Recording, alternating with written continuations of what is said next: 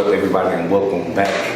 It's your boy Chris Hudnick. This episode, we're gonna do things a little different. I'm gonna sit down and tell y'all what y'all wanna know about joining the military. Everybody know I'm an ex-vet. I'm a DV, disabled veteran, whatever you wanna call it. People always asking me questions about joining and stuff like that. They thinking about joining or they wanna join or whatever. But these are some things you should know before joining the military. And I'm gonna be 100% honest with y'all. So much shit recruiters leave out that you don't figure out until after you're in, when shit's too late or shit's already happening and stuff like that. I'm just gonna tell y'all shit's just straight like it is. Like, I'm not gonna lie to y'all. If y'all got any more questions, feel free to drop down in the comments.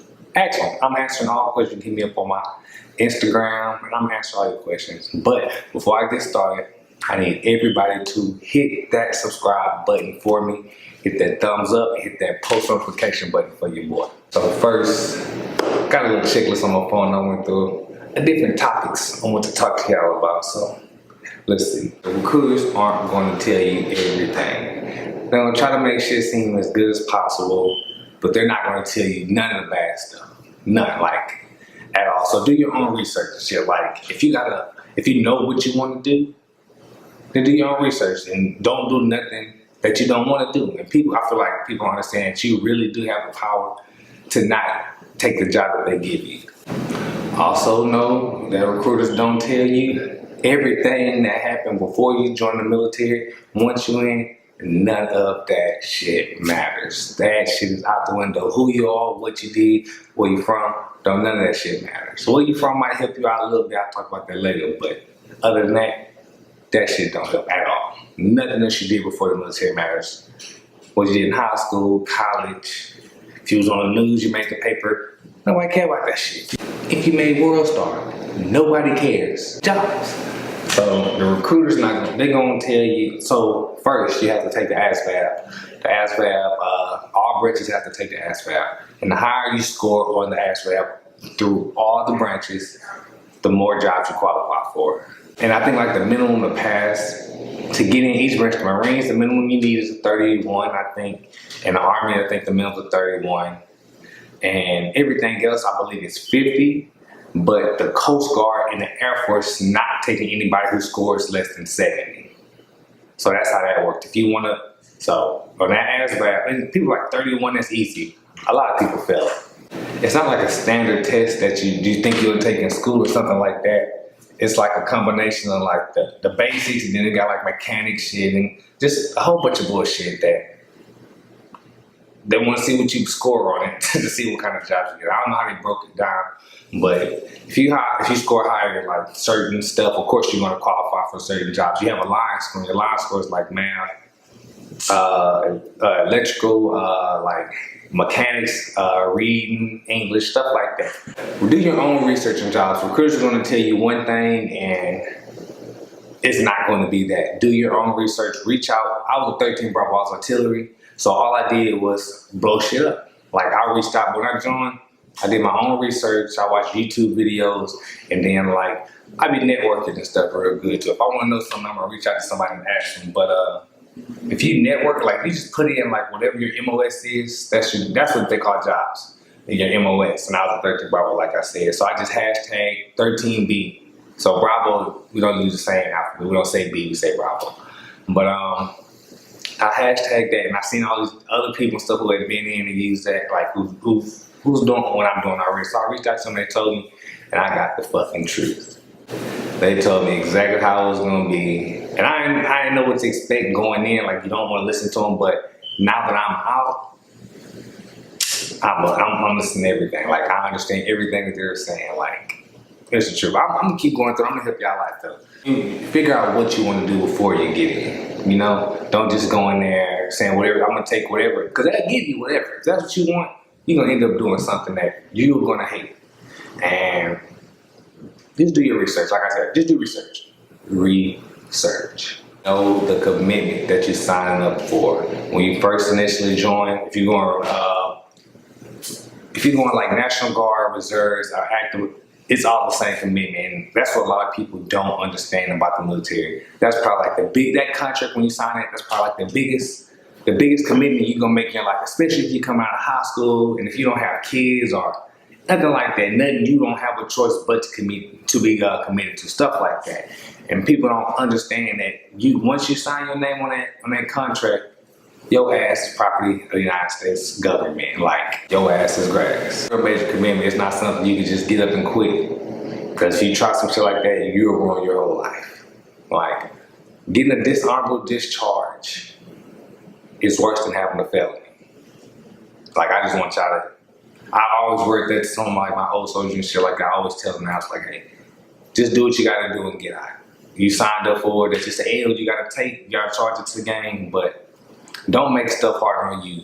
Like, if you go in there with like trying to make shit easy, then it's gonna happen. But if you go in there fighting with everybody, fighting everything, you ain't doing nothing but making it harder on yourself. Sometimes you do got bad NCOs and stuff like that, and that's really what the problem is with the military now, is leadership. I ain't gonna lie, I was blessed to have some amazing leadership, but I also had some bullshit ass leadership. Sergeant fucking Gary. I hate him so much. If I ever see him again, we're gonna box. But that's beside the point. Make the best of it. Like, if you deploy, deployment life, man. Depending on where you go, man, it can be fun or it can suck. It can be both. Like, I'm not gonna lie, it sucked, but we had fun at the same time. Like, I'm not even gonna lie to you. We had fun. That shit was fun. We was fucking dying in the desert, but that shit was live, though. If I had to do it again, I would do it again, but only if I got to do it with the exact same people. That's it. And plus, that's about it, yeah. Just the same people. Other than that, nah, I need everybody exactly how it was. If it went exactly how it did, I'd do it again. Because deployment life is fun, though. You stack up a nice little amount of money, you ain't really got nowhere to spend it. You're out in the middle of the desert. Like, you can order stuff online. That's really, online's gonna be your worst enemy if you deploy and you're trying to save money. Because you're gonna order so much stuff. You're gonna send people stuff. You're gonna order stuff for you when you get back. Like, it's crazy. Oh, also when you deploy. So, no matter what your job is, if you're in the Army, you infantry first. No matter what talk, any branch, your primary job is infantry, pretty much. That's everybody's base thing. So if shit hit the fan, everybody's able to go out there. That's why I say it. That's what they train us all on. But remember, if you go to these places in the Middle East, these different countries and whatnot, just because you go there, like example, somebody went to Iraq. Just because you go to Iraq don't mean you're going to fight. Don't mean you're going to get shot at, don't mean you're going to get blown up. It happens. And I'm not going to lie. It happened, but that don't mean it happened. Depending on what your job are, depending on what you do. Like artillery, of course they're gonna send people out there. They need shit to be blown up. The infantry, of course, you're gonna be out there. Combat engineers, of course, they need y'all. Medics, of course, y'all gonna be out there. Those are necessary. Like, we need those. But like HR, cooks, they know, but everybody does. Like I said, depending on where you station or what unit, shit like that you with, because you can go. Don't think you safe just because you a goddamn cook. I seen some racked up cooks, all kind of awards, perk awards and shit. Like, it's because putting in work too. Just because they do it don't mean it's going to happen to you. It's hard to explain, but if you can go to Iraq, go to Afghanistan, go to Syria, anywhere where shit popping off, it don't mean you're going to be in immediate danger. Everybody's not dodging bullets in Iraq and Afghanistan and Syria. Just know that. But pick that job. And I keep looking down because it's on my phone. So I know y'all can't see it. If I keep seeing me look right here, I'm not cockeyed. I'm just looking at a goddamn camera. The little screen on my goddamn camera and shit. But now I'm looking back at y'all. So yeah, just so y'all know it. Two types of people in this world. Nigga that's gonna fight and nigga that's gonna run. Trust me. And you gonna see it. Little stuff will let you know. So pay attention to your battle buddies or whatever y'all call them. Little stuff will let you know the type of person they is. So you really gotta think, if I do have to fight and motherfuckers shoot at me, do I want this nigga on the side of me? Like, do I want him to watch my six? Like, make sure you cover my back? So you really do gotta take stuff like that serious. So are you gonna put that much trust in somebody's hand?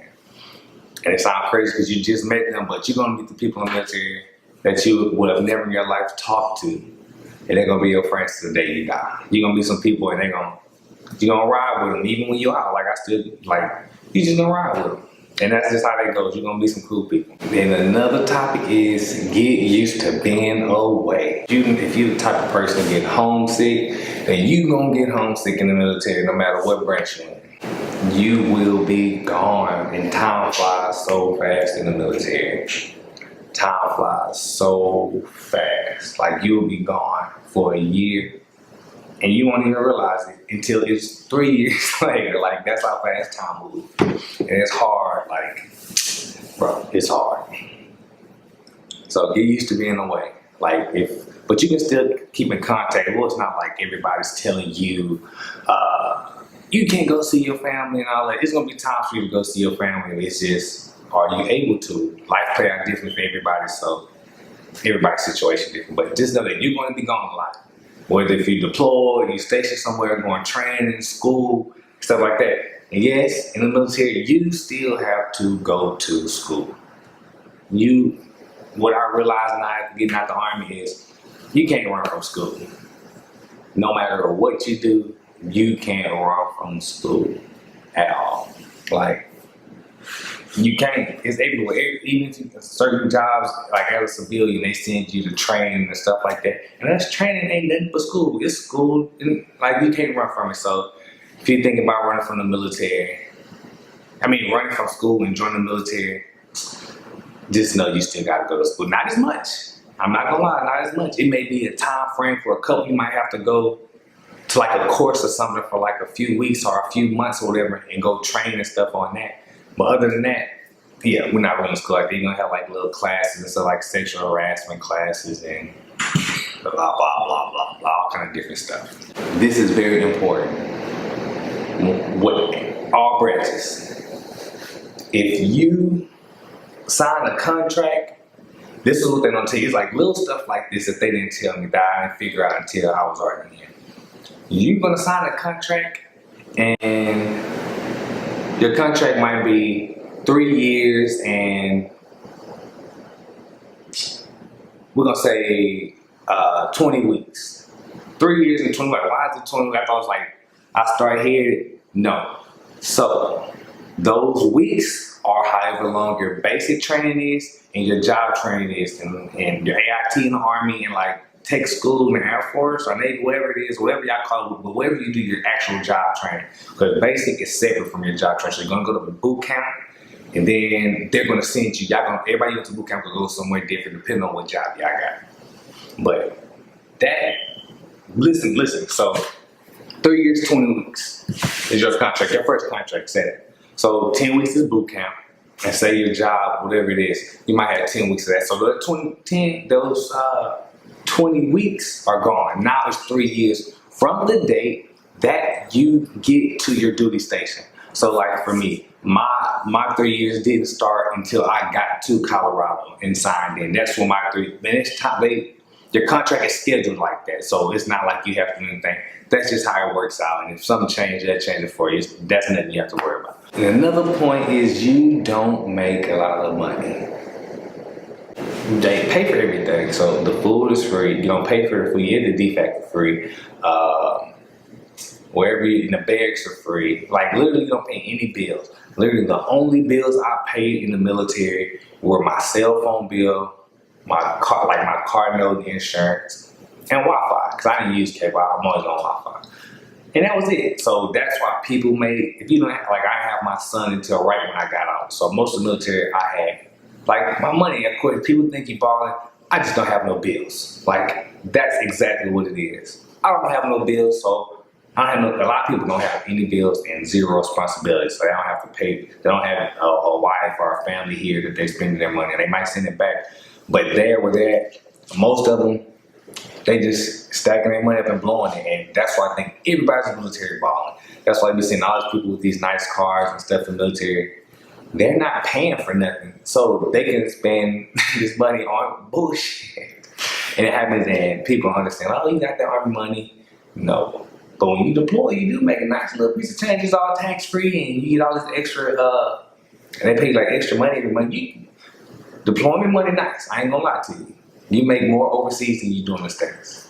Like, and deployment's a lot more chill. Like, in the States, you don't do nothing but, so deployment, is only doing what you practice at your duty station for, because that's all we do. If you do the same shit over and over, that's what you practice for, and you finally get to use it when you deploy, or hopefully it's used when you deploy. But that's pretty much it. Like, everybody would rather be deployed than be at their duty station. Like, and also, you gotta be super professional in the military. Their favorite shit to say is that you're always at work. And it's true. Even though you're not in uniform, you still have to carry yourself like a soldier, sailor, Marine, Coast Guardian, Airman, Airman, whatever they call it. All of those. You still gotta carry, like a sailor, you still gotta carry yourself like that. So everybody's watching. You don't know everybody in the military, so you don't know who's watching you that knows you're in, but you don't know them. Like, it's just be careful. So don't be out in the streets, out in public doing stupid shit, because it can mess up your military career, and that shit will make your life very miserable. Like, you can lose rank, money, make you do extra duty. If you fuck up in the military, they're gonna take your rank, they're gonna take your pay, they're gonna make you do extra duty. So that means your ass to work until midnight every night. So if they're like 30 days extra duty, 45 days extra duty, 90 days, I seen the motherfucker get on 120 days extra duty. That's the longest I've seen. So for 20 days, for 120 days, he had to work till midnight every night.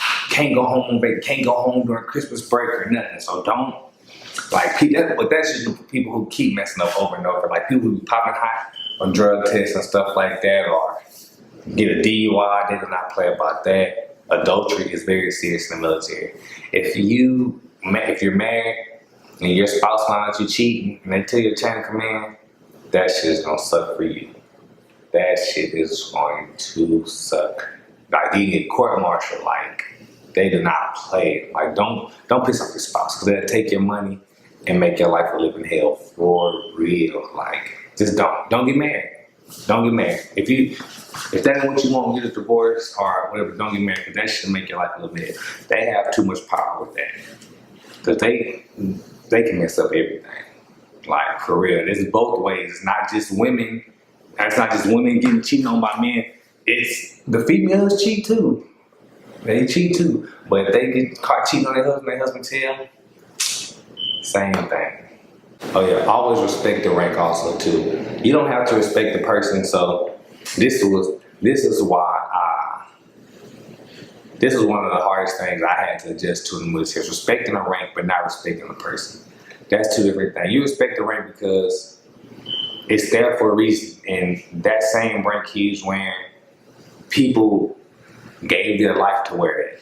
Like, it's crazy. Like, they did all this just to get to that rank, and disrespect the rank. Like, don't disrespect the rank. If you see somebody rank higher than you, respect it, follow your chain of command. But you don't have to respect them as a person. You could respect the rank and still be like, you're a piece of shit. Like, you're an asshole. Like, everybody knows that once you get in, you'll see what I mean. Like, you can respect the person, but not the job title. Like, obviously, you can respect the job title, but you can't respect that person. Because for whatever reason, like, it may be something personal, maybe something work-related or not, but just don't. Just don't. Don't disrespect the rank. If you get hurt, go to sick call. They gonna give you so much shit.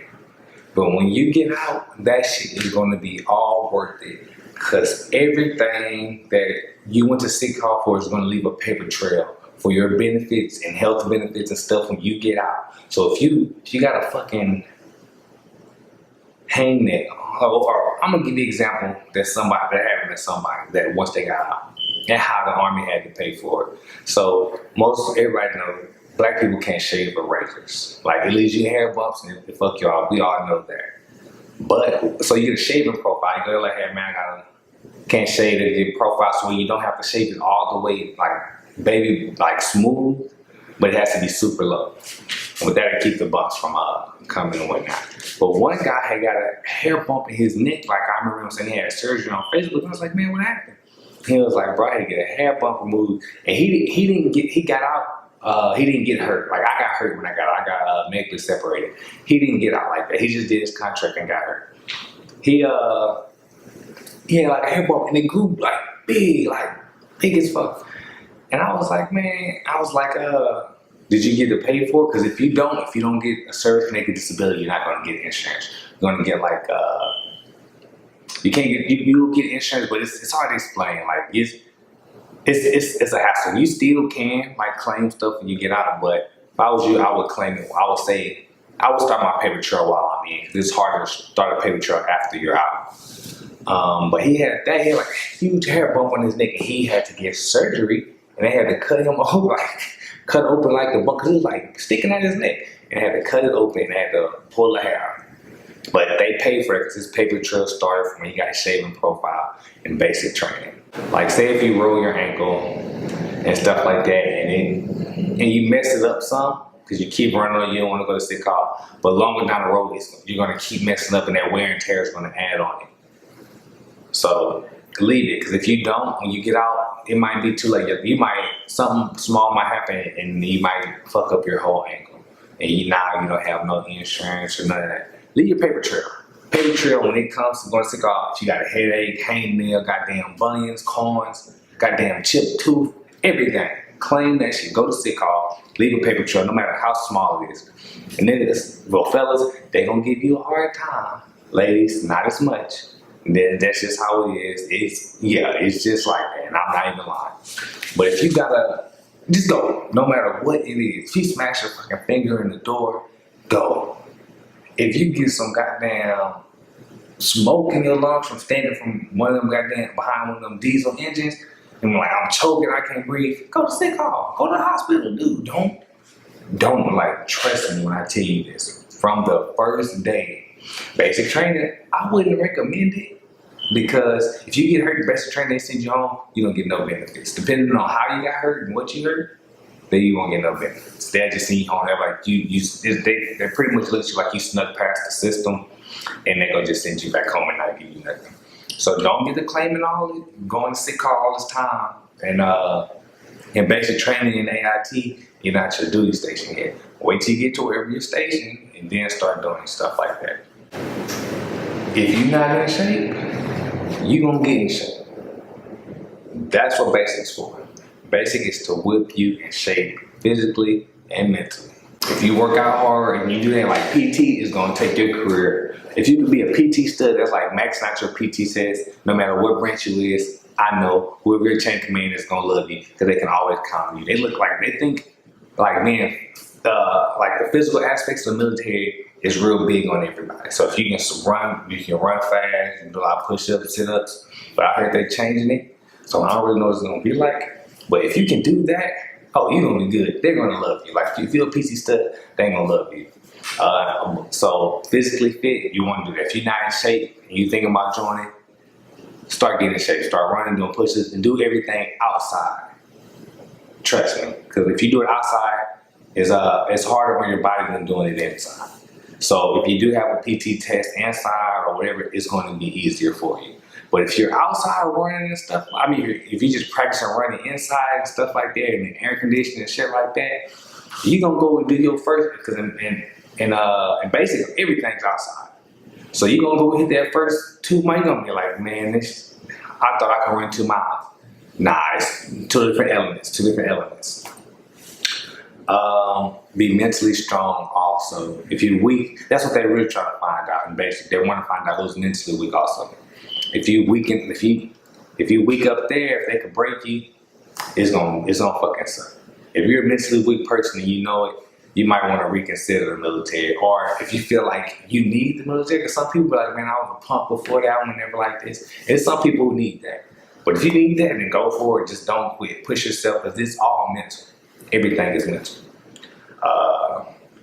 Don't break down.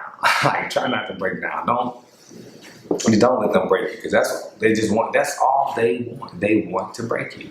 They want to see you cry and quit and give up. That's what they want.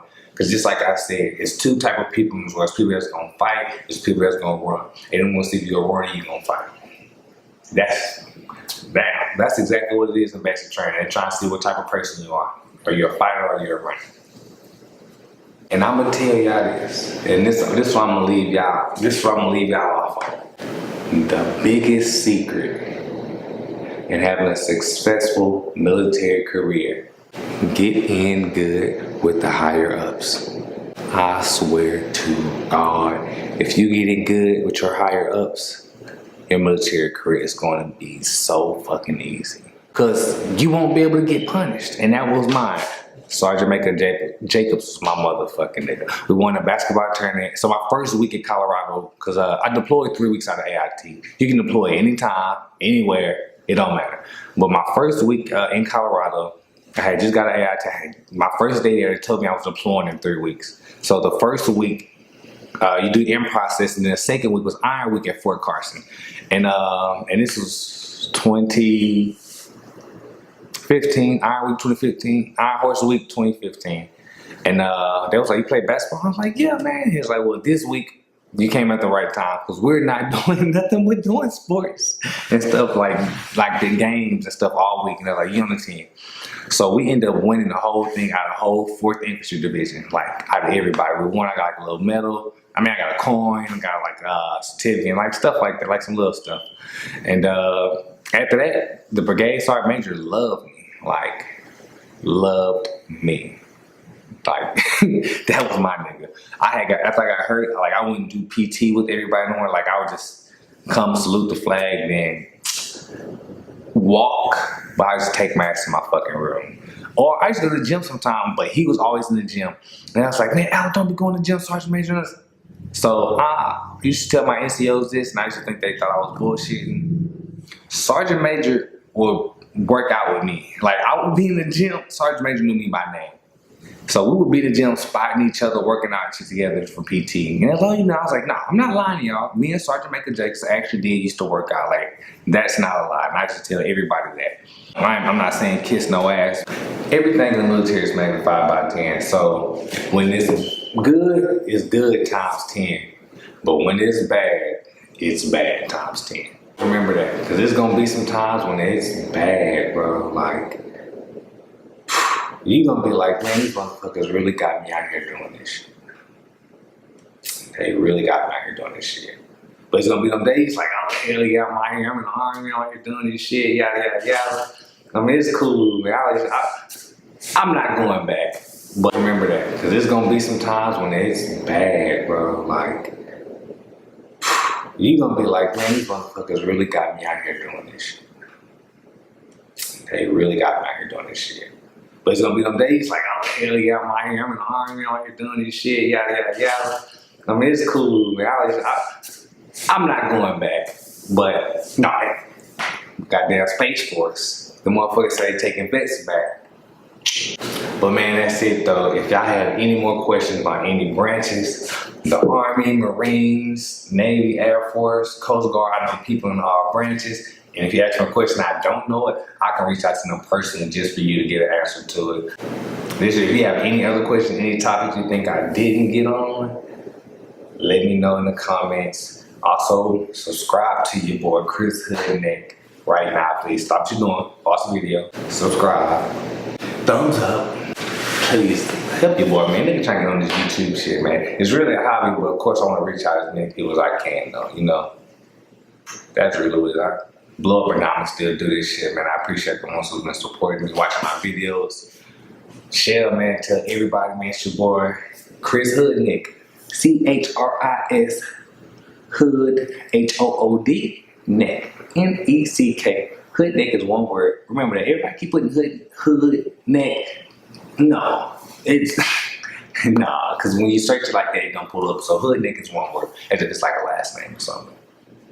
But any more questions, man, hit me, drop it down in the comments. Hit that thumbs up, man. Follow my Instagram. Subscribe to you, boy, man. I appreciate y'all support.